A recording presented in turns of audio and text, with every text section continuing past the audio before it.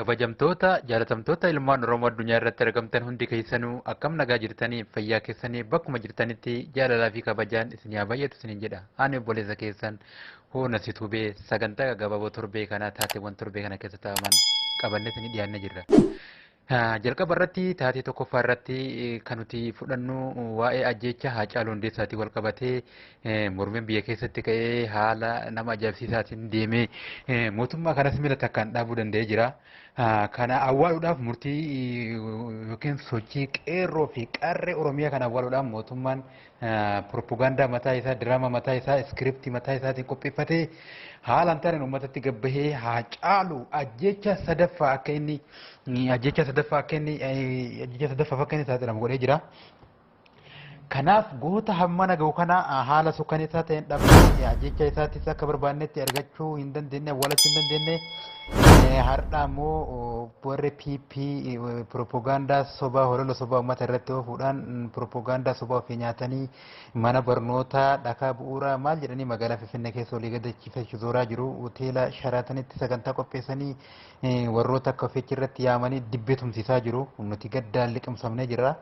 Uummanni Oromoo du'a Haacaaluu irratti yeroo baay'ee tokkummaa duraan hin qabne agarsiisuu danda'ee jira. Tokkummaa duraan hin qabne haala ajaa'ibaa agarsiisuu danda'ee jira.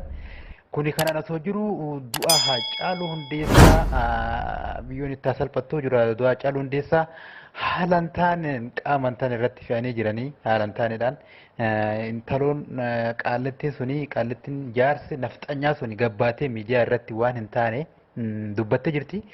Dubbiin isii suni guutumaan guututti fudhatama akka hin qabne agarsiisa. Maaliif yoo jennee akkaataa isiin itti shaakalaa turte numarti kennayyuu agarree jirra.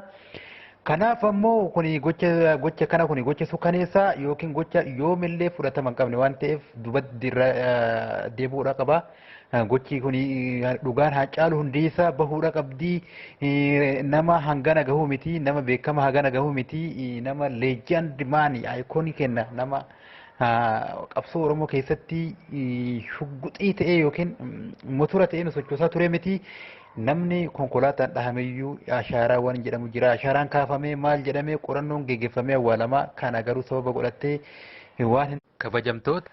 Kana garuu sababa godhattee waan hin taane irratti oofaa jirti. Kuni kanaan osoo jiru kanaan sababatanii dubbiin Oromiyaa irraa bahaa jirtu baay'ee tana marifachiiftuudha. Dubbiin tun ammoo hooggantoota keenya akkuma beekamu qaama diinaatiin butamanii manadhaa jiraachuun keenya ni yaadatama. Kana kun isaan jiru hooggantoota keenya kanneen bakka tana buutee isaanii dhabamee jira, ammatti barbaadamaa jira. Manadhaatii baasanii awwaalanii jiru. Kanaaf uummanni Oromoo bakka jiru sagalee ofii cimsee socho'uudha qaba. Hiriira biyya ambaa keessa jiru haalli jiru baay'ee bareedaa ta'ullee yeroo hedduu dogongora hedduutti mul'ata. Dogongorri kun ammoo gara itti aanutti osoo fooyya'ee bareeda ta'a. Maaliif jennaan gochoota yookiin koominiti istaandaardii keessatti fudhatama hin qabne viidiyoo shuut iskiriin godhanii baasaa jira waan ta'eef jechoota jennuu fi warra fayyadamnu hundarratti xiyyeeffannaa goonee nama jecha nu jedhullee yookiin warra wayitaa sagalee waliif wannoo goonuu namaa qajeelatti itti yaadamee qajeelatti godhamuudha qaba.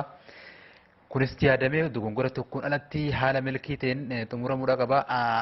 Inni biraa immoo Oromiyaa keessatti lagannaa gabaa fi cufiinsa daandii akkasumas wantoota sochii diinagdee ugguruudhaan Oromiyaan laalduree mara xumurtee itti seentee jirti. Kanaaf ammoo mootummaan cinqaa keessa jira. Daandii xiyyaara irraa galii argatuu fi akkasumas ammoo galii Itiyoo Telekoom irraa argatu irraa bilook waan ta'ee jiruuf sosochiin magaalaa Finfinnee keessatti kuduraa fi muduraan naannoo Oromiyaa irraa dhufu gatiin isaa haalaan qaala'ee qaala'insa gabaa Itoophiyaa keessatti fidee jira. Kanaanis biltsiginnaan muddama addaa keessa seentee jirti. Kunis kanaan osoo jiru mootummaan namichi xoorataa bahee ofii isaatiif iyyuu jechuudha bara dargiisan Eertiraadhaan booji'amee lubbuu fi kennee harka samitti ol qabee warwaataa ture suni har'a gadi bahee jaarsi udaan jala haruu hin dandeenye jaarsi jazbaan suni gabbahee Oromoo irratti waraana itti labsu Oromoo xiyyiitiidhaan fixaa yaa Rabbi qaalaa jedhee uummata itti arrabsu qaanyii guddaadha. Kunis mootummaan ammoo kana miidiyaa ofii irratti baasee waan akkanaa kan uummata irratti oofuun kun baay'ee nama qaanessaa. Kanaaf mootummaan kun uummata Oromootiif ilaalcha akkamii akka qabu namatti agarsiisa gabaabumatti mootummaan kun uummata Oromootiif ilaalchi inni qabu ilaalcha sirna nafxanyaa fiyudaalizim sirna duraanii san riiformii duraanii san diriirse uummata Oromoo balleessuu fi qondaaltonni Oromootis jechuudha qondaaltonni Oromoo warroonni qondaaltonni maqaa Oromommaatiin aangoo qabatanii achi keessa jiran akka Taayyee Dandaafaa miidiyaa irratti bahanii kana booda wanti sabaaf sablammii jedhamu hin jiru jechuudhaan dhaadatanii jiru. Kana jechuun Itoophiyaa keessatti sabaaf sablammii wanni jedhamu hin jiru jechuun uummanni kamiyyuu ta'e Walaayitaa ta'e Sidaamaa ta'e Oromoo ta'e Amaara ta'e maal Amaarri koo martinuu Itiyoo Amaaraa haa ta'uudha jechuudha. Walumaa galatti kaalcheraalii identitii wanni jedhamu yeroo badee uummanni Oromoo martinuu religiyeesis ta'e kaalcheraal identitii ta'e waan hundayyuu ka Amaaraa san fudhataa jechuudha. Kuni riiformii pilaanii isaan baafatanii itti gadi ta'anii akkuma jedhee abiyyoota akkuma duraan miidiyaa irratti bahee dhaaddatee ture uummata Oromoo yoo isaan waan an jedhan gochuu baatan waggaa 100 duuba deebisa kan jedhu dhaadannoo jedhu san hojiirra oolchuutti jira jala jalaan hojiirra oolfate iyyuu kanaaf qaroolee uummata Oromoo takka takkaan adamsaa jira kaleessaaf dheengaddas jechuudha lammii beenya aktivistii fi gameessa abaa'oo to'annaa seeraa jedhu oolchanii jiru. Akkasumas godina Baalee irraa dhalataa naannoo Agaafraa kana dura Minneapolis Yuunivarsiitii Ameerikaa keessatti jechuudha. Barsiisaa Yuunivarsiitii Ameerikaa kan ta'e yeroo ammaa kana barsiisaa Yuunivarsiitii Finfinnee kan ta'e Dooktor Hussein Khalil jechuudha. Hanga ammaatitti eessatti akka hidhamee humna mootummaatti akka biyyattiitiin butamee jira. Kuni waan baay'ee nama qaanessuudha. Takkala Uumaa Bantii ofiin jedhullee jechuudha. An maayiroo fi Addis Ababa maayiroo kan ofiin jedhu yeroo ammaa kanatti kana booda biyya teenya baandaa kenninu jedhee jira. Baandaan kennu jechuun kuni baandaan kun maal akka ta'e naaf hin galle biyya uummanni kun jechuudha waggaa 100 jechuudha. Waan Itoophiyaa ofumaa ofiiti. Bulchan itti fakkaata armaa fi mootummaan kufuun ooltu jetti Oromoon. Kanaaf ofirratti beekanii osoo socho'anii bareeda ta'a inni biraa fi inni murteessuun ammoo jechuudha. Inni biraa fi inni murteessuun oduu gammachiisaadha. Oduun gammachiisaan kun ammoo maali yoo jenne uummanni keenya yeroo baay'ee sa'aatii ammaa kanatti addunyaa maaliin booji'amtee addunyaan guutuun rakkoo akkamii keessa akka jirtu argaatee jirra. Rakkoo kana keessaa bahuudhaaf ammoo addunyaan wanti isin yaaliin isin hin godhin wantoonni isin shaakalan hin jiru. Oduun amma gama Raashiyaatti bahu kun ammoo kana kan milkeesse fakkaata. Raashiyaan biyya yeroo jalqabaatiif COVID-19 meedisiiniidhaan successful taate argamteetti jedha gabaasni kun ammoo baay'ee kan nama gammachiisudha. Akkuma addunyaa waliigalatti akkuma addunyaa guutuutti dhibee yaaddeessaa ta'e COVID-19 kana jechuudha. Raashiyaan aanee biyyoota hunda dursee successfully ta'ee jira. Trial yookiin dhukkuba kana guutummaa guutuutti jechuudha. COVID-19 meedisinii kana jechuudha guutummaa guutuutti mirkaneessee jira. Akka inni guutummaa guutuutti fayyisuu danda'u mirkaneessee jira jechuu dandeessee jirti.